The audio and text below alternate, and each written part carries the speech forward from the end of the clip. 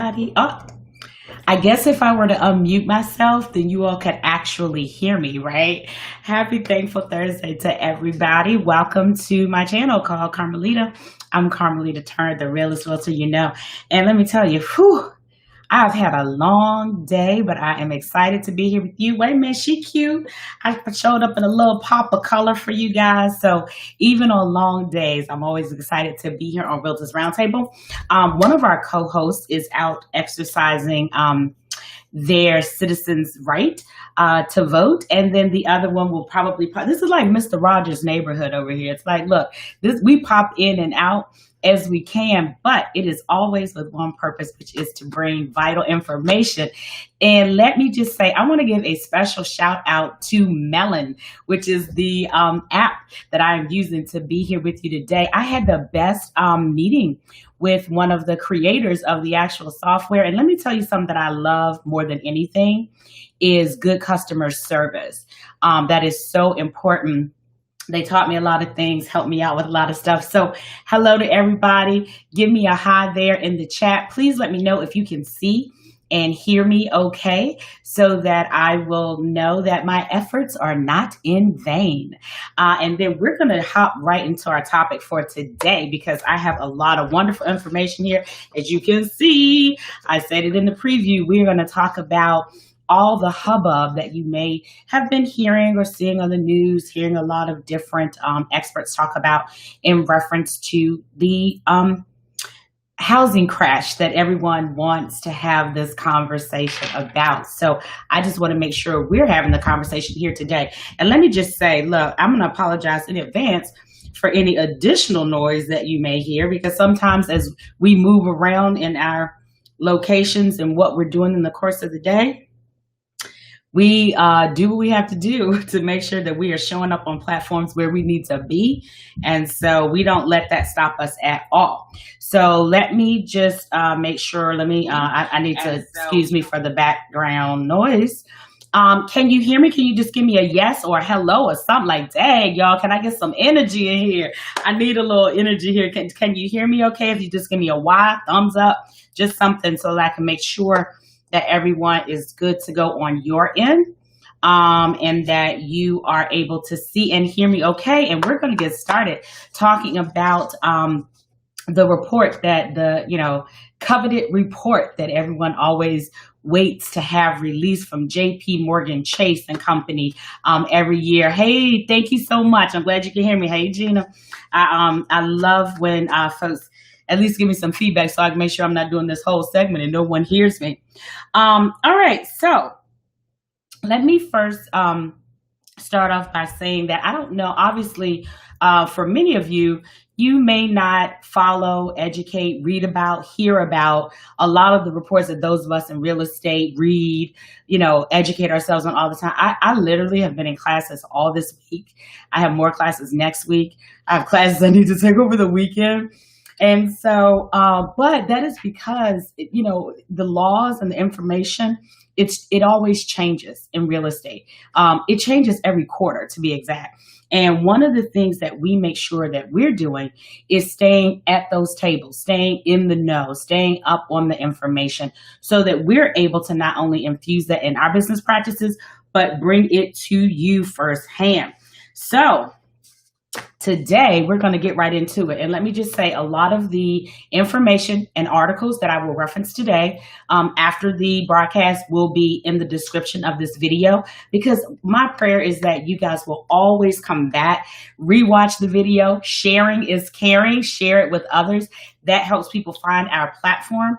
And then also it will help you click on those links, read the articles, read the information. We always say here on this platform, you don't have to believe a word that we say. You need to educate yourself. That's one of the pillars of my brand. I want you to educate yourself, okay? So all this week, I have been encouraging my followers on all of my platforms to shut out all the noise. And isn't that ironic that I was apologizing for any background noise?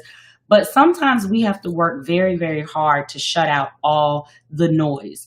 And that just basically means stop taking in every person's message.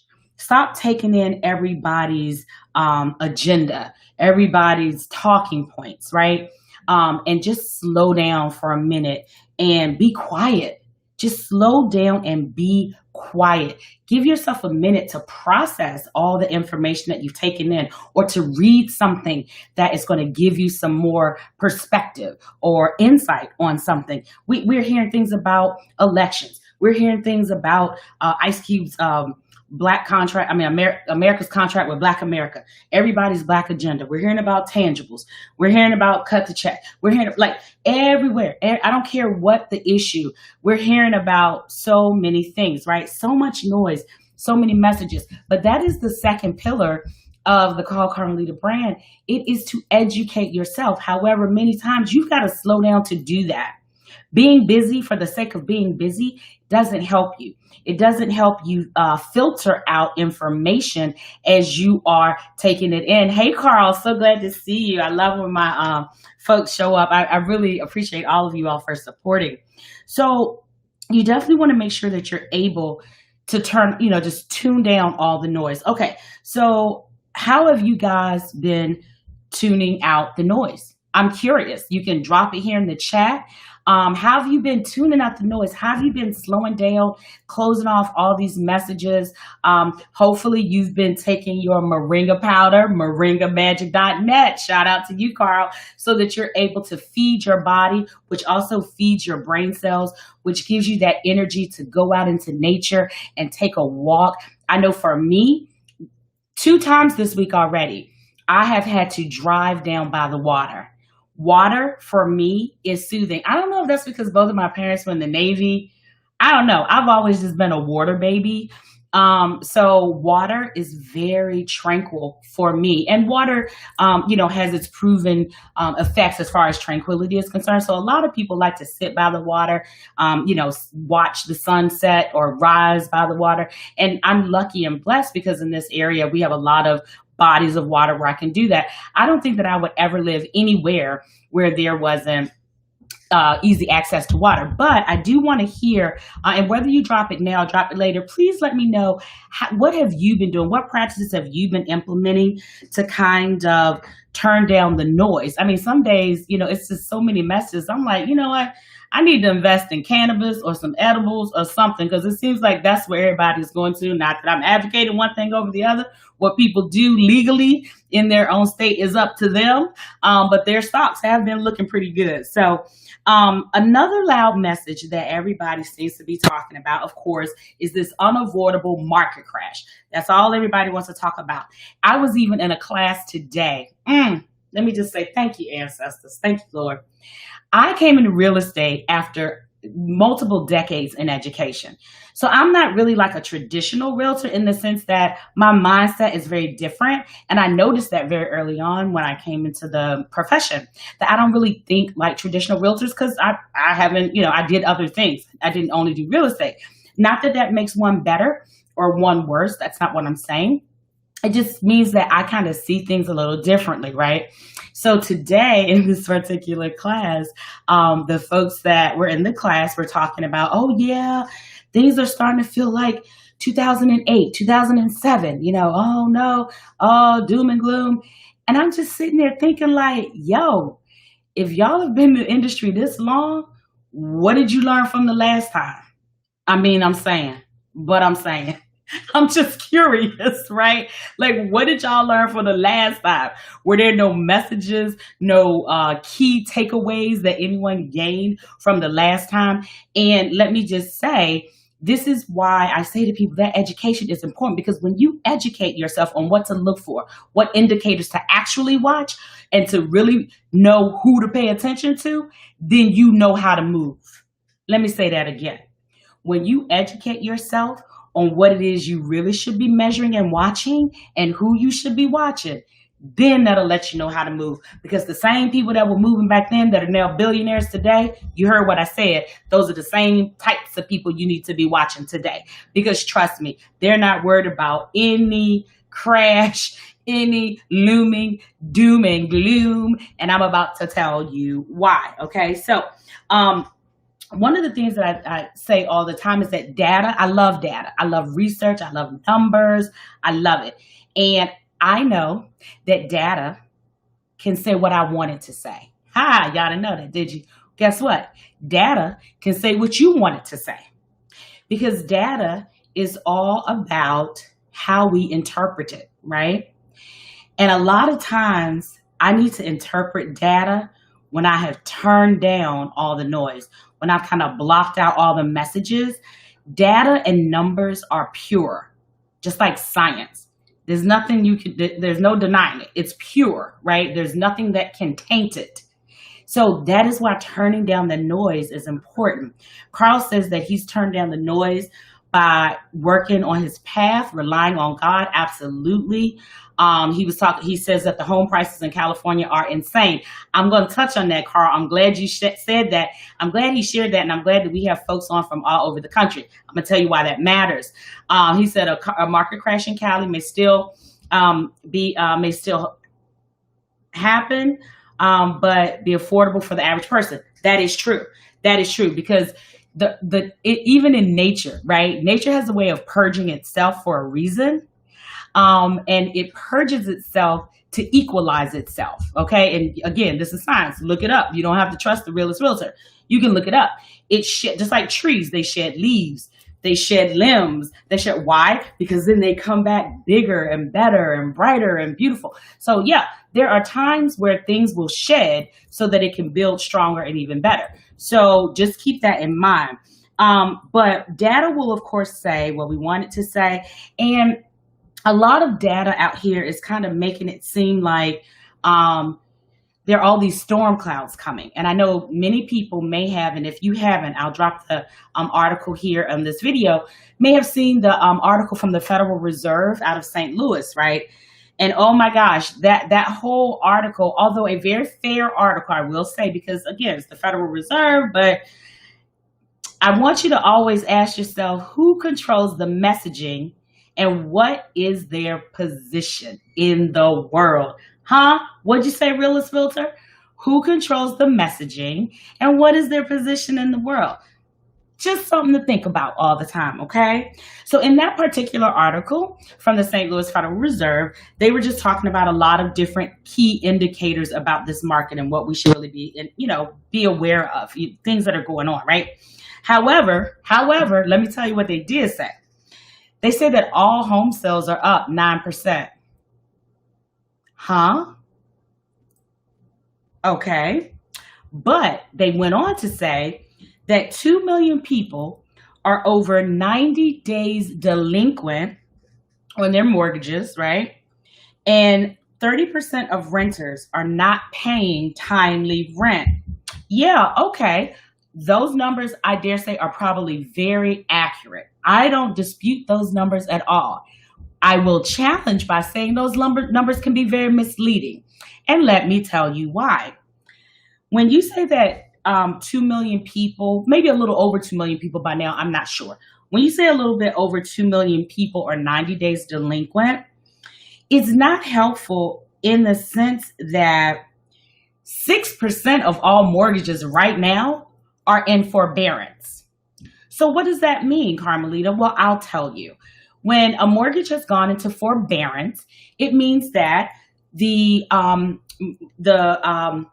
owner, the person who's paying the mortgage, how about that?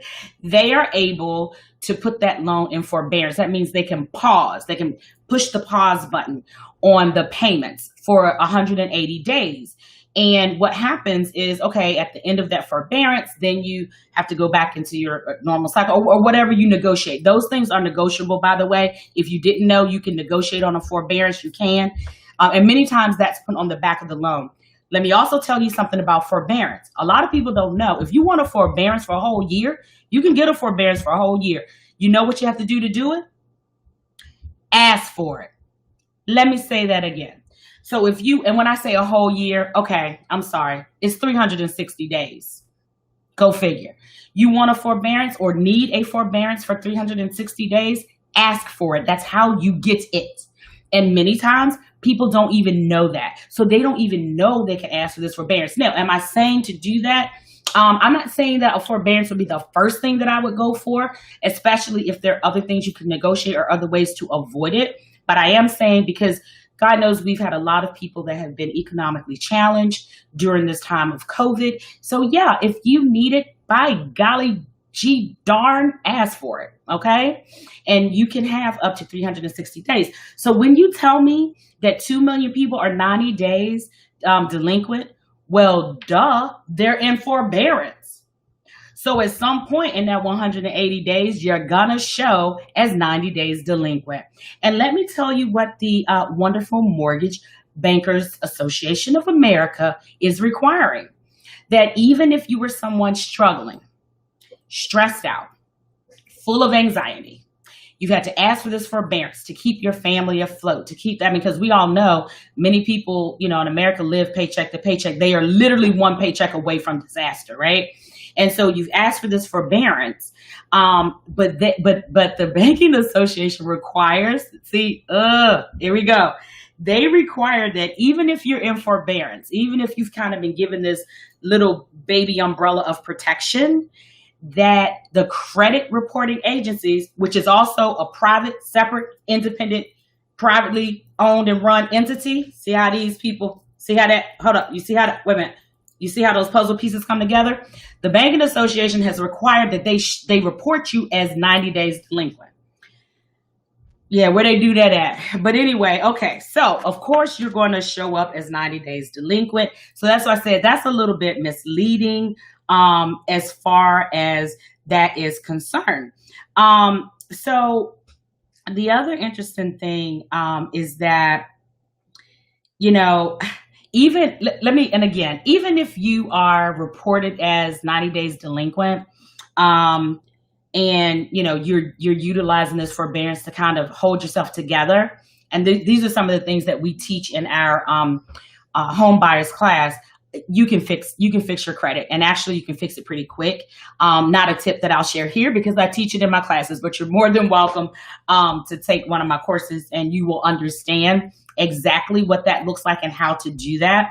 But these are things that they don't tell the masses. They don't tell consumers this information, and then consumers are stressed out like, oh my gosh, they've reported me late. Oh no, I had to go into forbearance. Like all of these things, we don't need all that noise, right? We don't need all that stress. We're out here being trained from K through 12 and beyond to be employees and not entrepreneurs. So already they got you in the fix, right?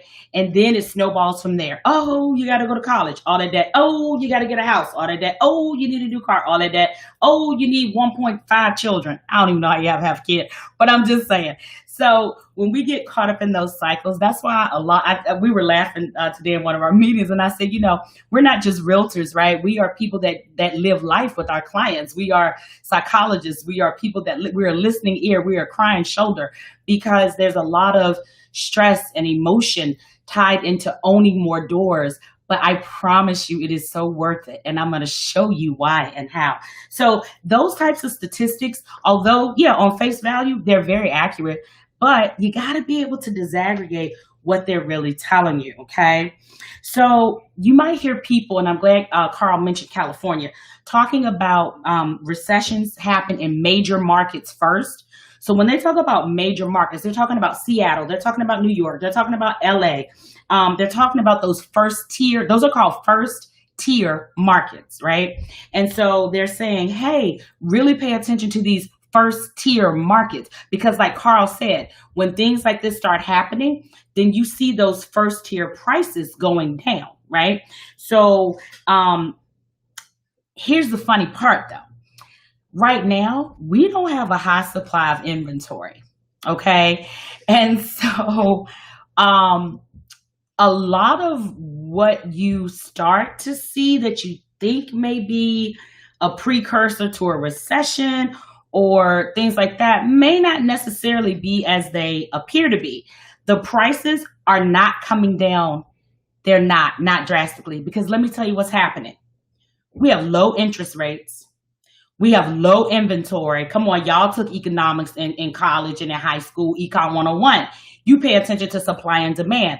Let me tell you, markets out here are crazy. I don't care if it's Georgia, the DMV, I'm telling you, multiple offers, properties hit the market, multiple offers, waiving contingencies, no inspection contingency, no appraisal contingency, paying way above market price. So although you may see properties that are advertised and it looks like, ooh, the prices are getting lower. Yeah, on that side, but when you see what's happening behind the scenes and people are paying 50, 60, 80, 100 grand above asking price, yeah, yeah, yeah. There is really no driving down happening of these prices. So that's important when you tune out the noise and you really start looking at data and information. And let me tell you, listen, we are transparent in this industry. We are held by high standards. Anytime a deal closes, it's public record. You could go anywhere. Sir, if your neighbor sold their house and it closed, you can search the public record to see how much it sold for. And that will clearly show you what I'm talking about. You can clearly see what it sold for versus what the asking price was. So that's always important to do. And let me tell you one group that's not worried or thinking about all this blah, blah, blah, blah, blah, blah about a housing crash is people who were in position, people with money, groups, and investor groups. They're buying up everything. Check me on my facts. They're buying up everything and in bulk, not in little itty bitty bits, in bulk. All I want is a slice of the pie. I don't need the whole pie. I'm trying to lose weight anyway. So what I'm saying to you guys is, look, be in position to get your slice of the pie. They're buying things in bulk. You know why? Because they're in position to do it and because they come together with like-minded folks, pull that money together and they go out there and they slaughter the game and they buy things in bulks. And I'm just saying, there's no reason that you all cannot be in position yourself or with a group of folks that are like-minded and weather this storm. And let me say this because a lot of times investor groups also are buying a lot of bank foreclosures, which we don't see a lot of that happening right now. If this forbearance period ends in March of 2021, as it's supposed to, unless, something else happens. It's so many things going on. I think short of ET coming back to Earth, I don't know what in the world.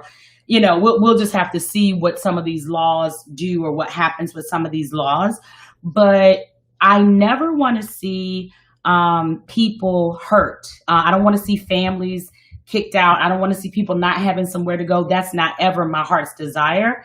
But I darn sure want to be in position to grab as many doors as I can.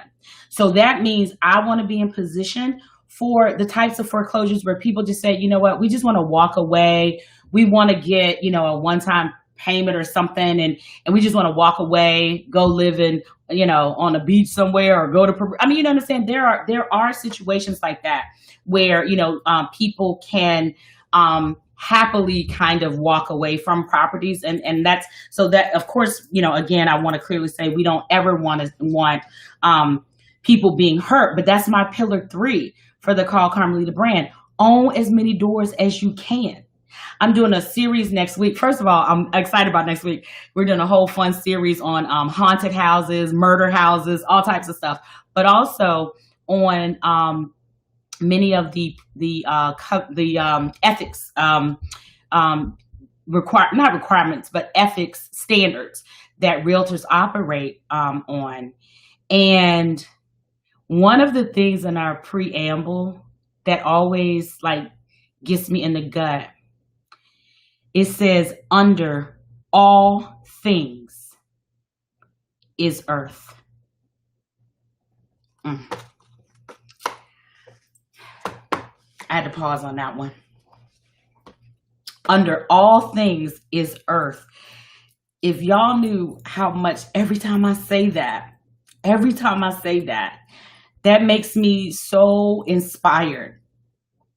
There is nothing you can step on that doesn't have earth under it. So when I come on this platform, when I am on my podcast, when I am saying to people, Own dirt. Own as many doors as possible. It's not because I'm trying to get your business. I don't care if you don't ever do business with me. I'm trying to educate you because in my heart, I know it matters. And so did our ancestors. Beneath all things is dirt. Think about that. Think about that when you look at your family, when you look in the mirror at yourself. Think about that. It's very, very powerful. Don't over leverage yourself. For those people who are current homeowners, don't over leverage yourself. I cannot tell you how many times, we have people, they've taken all the equity out of their house and then they still want to get some more. It's like, get out of here. Why are you doing that? Don't over leverage yourself. This is an asset. It should be generating money for you. You shouldn't be stripping it of its value, okay, and not putting it back. It's one thing if you take the equity out of it and use it to buy more doors, to own more dirt, and then you put it back into, yeah, that's one thing. That's a strategy. Also a strategy that we teach. But don't just do it and go get a new car and, some new purses. Like, get out of here with that stupidity. It's unless you're, getting out of debt or getting some other asset that's going to make more money, don't do things like that. Okay. So we definitely don't want you feeling like it's all doom and gloom. And I definitely want you to understand that there are folks out there who are not swayed at all, not at all. Now, let me tell you the importance of this JP Morgan Chase and Company report, because everybody waits for this to come out every quarter because, of course, it's the largest bank in the world. Actually, does anybody know in the chat, just if you know, do you all know what JP Morgan Chase Bank started off as? I'm just curious. Some people know, maybe some people don't. It was actually Chase Manhattan Bank, and it started back in 1877. So I want you to hear that date and then just tune out the noise. When I say 1877, I guess you may pause and say, what was going on in 1877? So here's the thing. In 1877, I started asking questions like, okay, well, that money could only have come from one thing. And who was, able to participate in this largest banking and investment institution? Well, we know who couldn't participate, right? So these are always things that I look at. Not that I'm saying one thing one way or the other. I'm just saying I always take a look at the facts, right?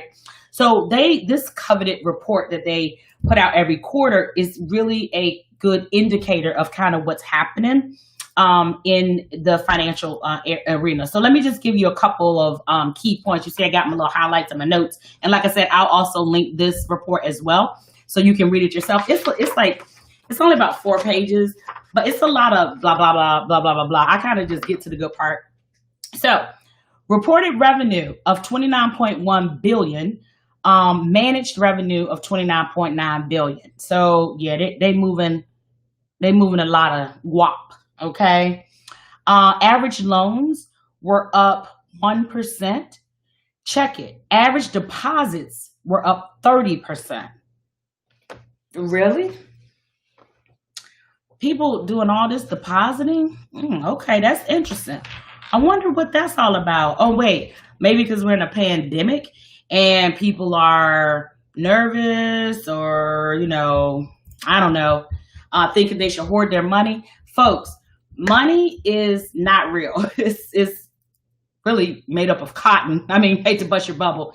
It is a tool, not to be hoarded, but to be in rotation and bringing its friends back to you.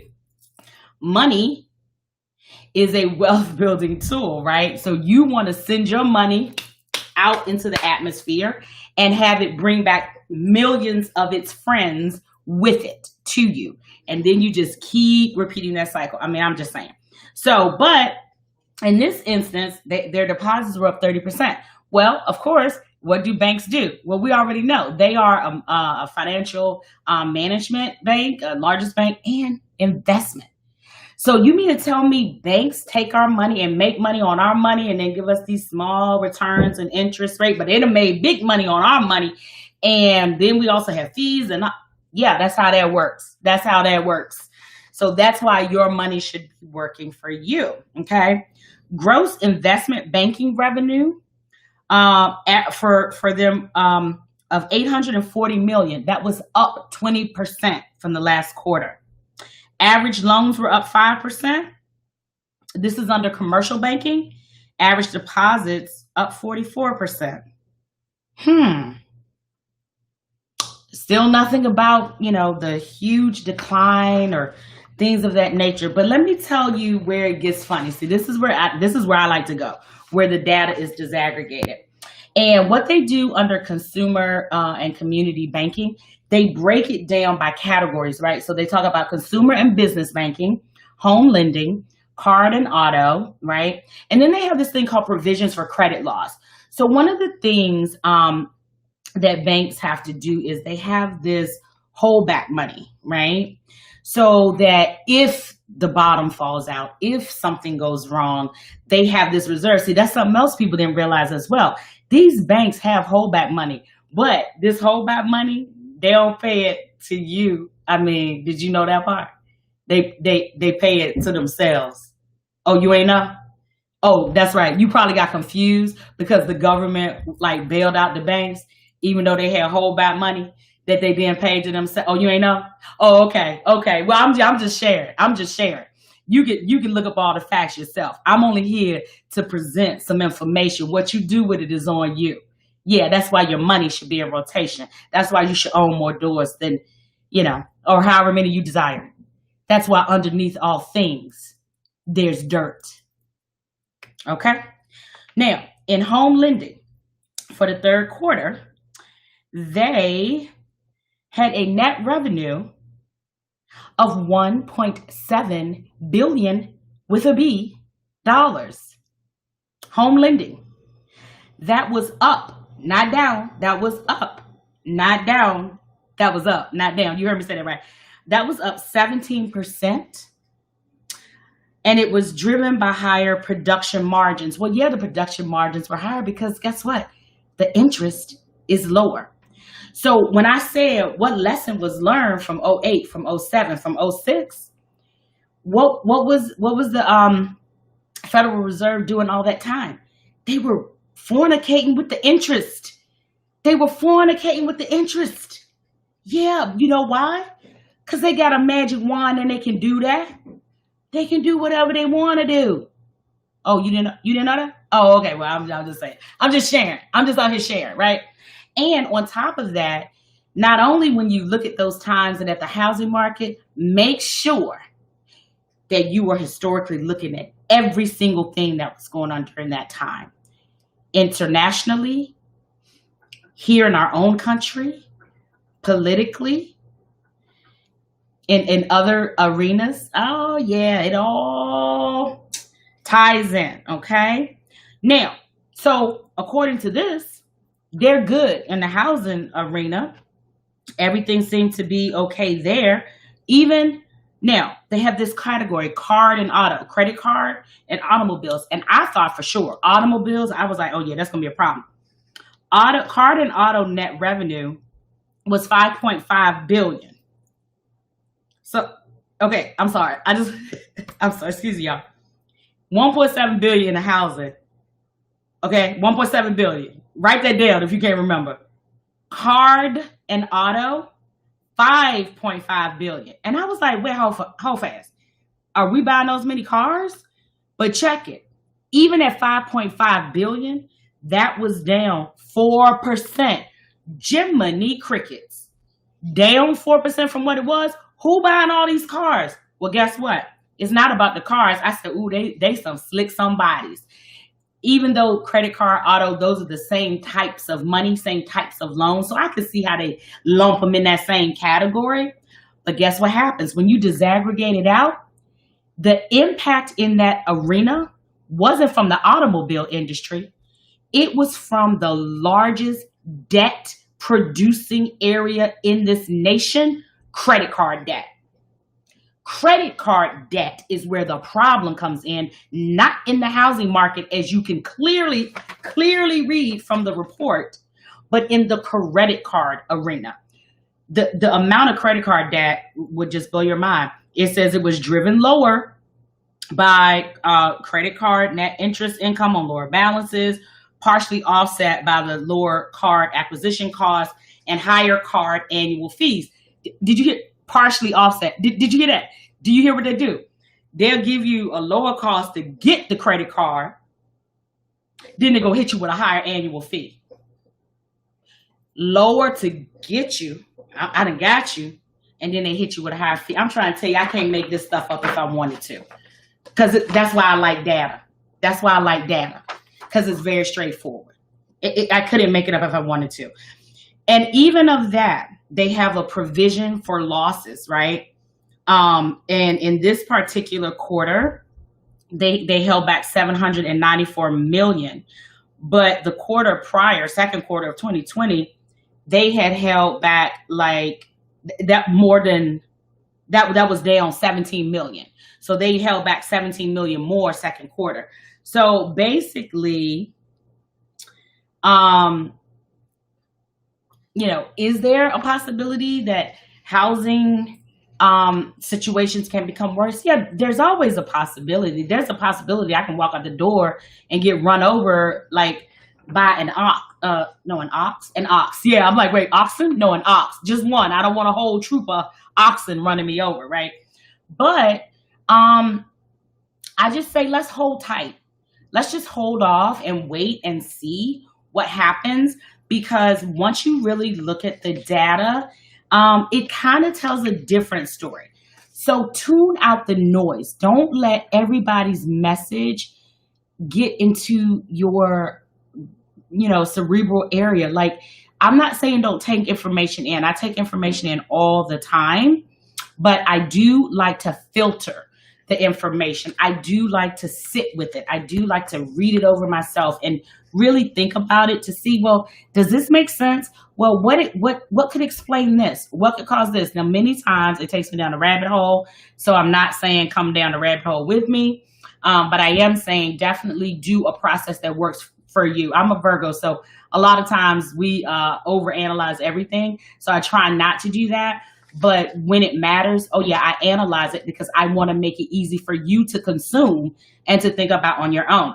Now, here are some other things that will probably come down the pike, because the mortgage lending standards, they definitely have been heightened, and that's happening right now.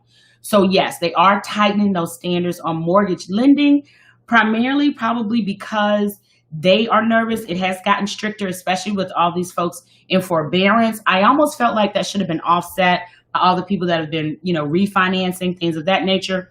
But the consumer confidence has dropped. So I can understand why they are tightening up their standards. So that is something to be mindful of, because in their mind, there's a great deal of uncertainty. Okay. But the standards now, they're not quite as tight as they became in 2008. Because let me tell you, 2006, 2007, 2008, I wasn't even in real estate, but I was definitely impacted by it while I was in education. It was the wild, wild west out here. And there was a lot of subprime lending, a lot of predatory behaviors going on. Those types of things are not happening now and probably will not ever be able to happen again. But again, they have tightened those standards. Why am I telling you that? Because you have to be in position. You have to be in the strongest position possible. Okay? So that when things open up, or even now, you're able to move forward. Okay? You are able to move forward.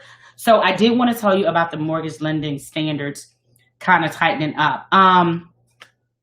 I don't really think we're going to start to see cracks and fissures until, if ever, they start messing with those interest rates again, like they did, back in 08, right? 07. I think as long as the interest rates kind of stay where they are, we're going to be okay. One of the things that I was very, very happy about, or just wanted to share as well with all this information, is about HR 3642. And if you haven't read HR 3642, I'll drop the link in the description of this video. And it's a House bill. HR always means a House bill. on improving the Credit Reporting for All Consumers Act, right?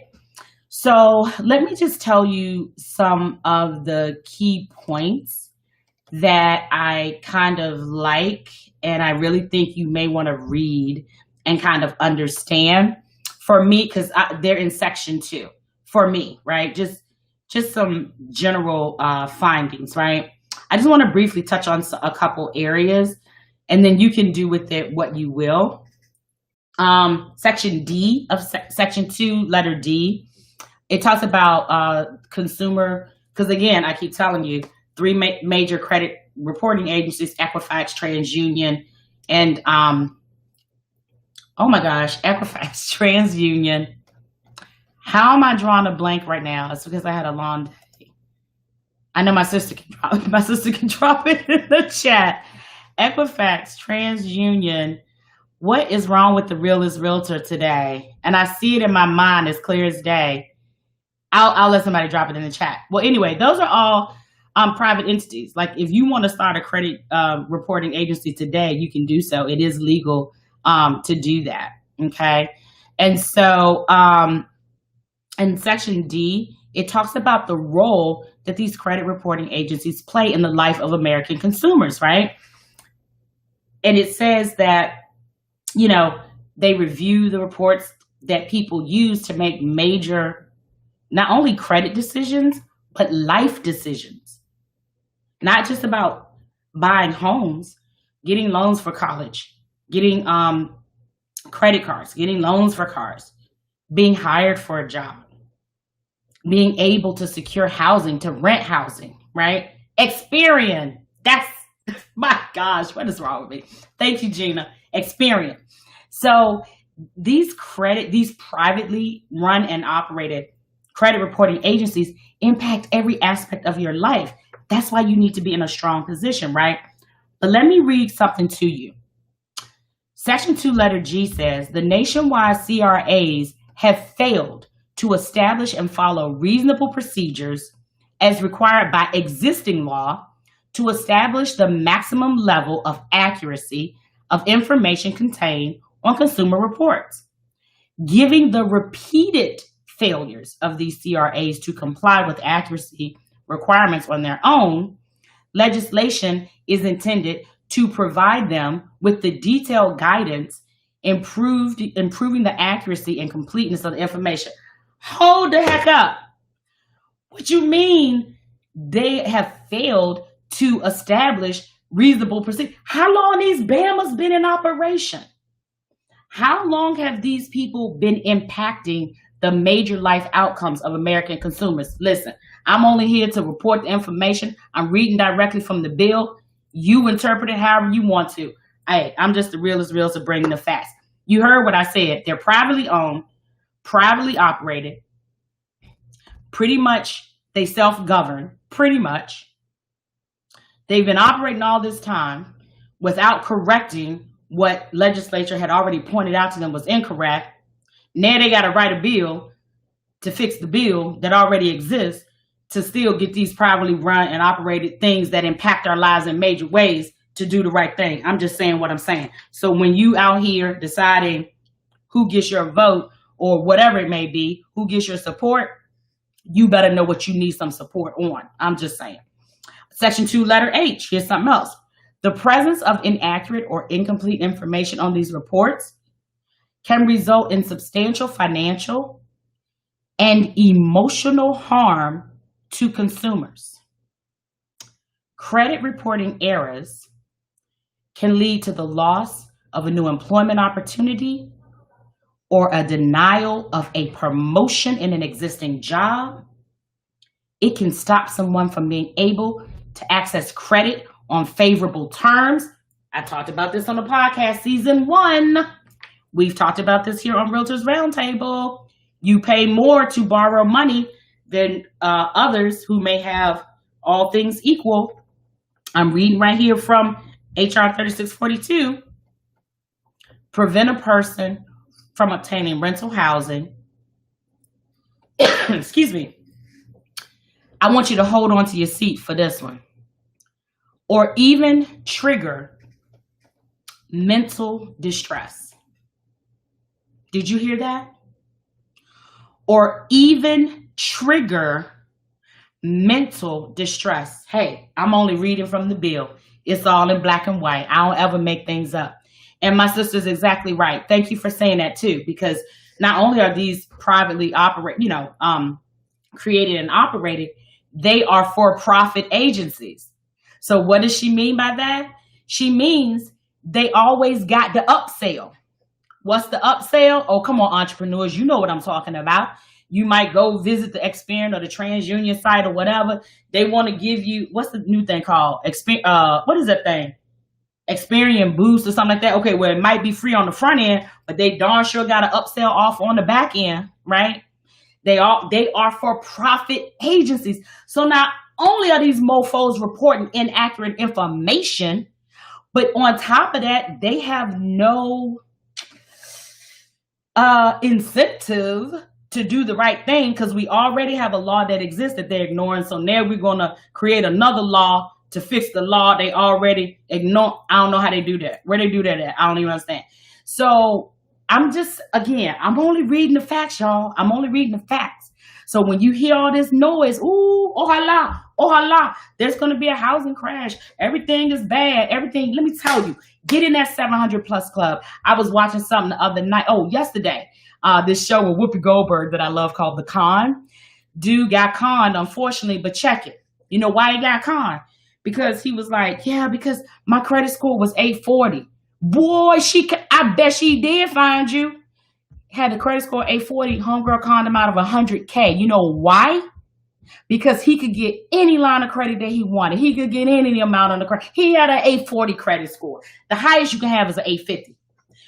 Anything over 700, I'm sorry, you stunting, but I want you to stunt because I want your credit as strong as possible. I want you in position.